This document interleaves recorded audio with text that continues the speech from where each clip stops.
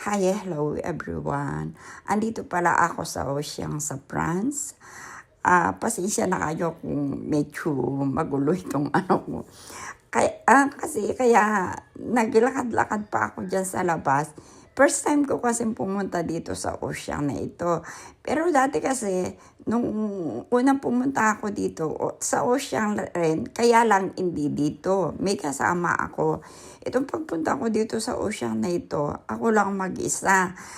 Hindi ko pa pinuntahan ito. Kaya sabi ko, itatry kong ida-drive ko. Sabi ko, na pupunta ako ng Ocean. Kasi, ang plano ko kasi sana ay mamimili lang ako ng tubig. Kasi nung unang pumunta kami, nakita ko kasi yung tubig, yung isang bundle na na tubig.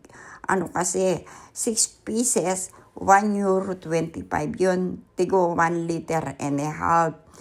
O tapos yun, bumili ako. Tapos nakita ko yung mga nila dito, yung mga seafoods.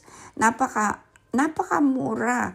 Kaya nakita ko yung katulad ng yung parang sugpo na siguro yun kasi malalaki yung ipon eh. Malalaki na yung ipon, sugpo na yun eh. Nakita ko wala man €9. Wala man €9 yung sugpo. 1 kilo wala man €9. Kaya ang ginawa ko, bumili na ako ng sugpo ng 1 kilo at saka yung pusit. O 1 kilo, €10 lang. Tapos yung yung parang rin, parang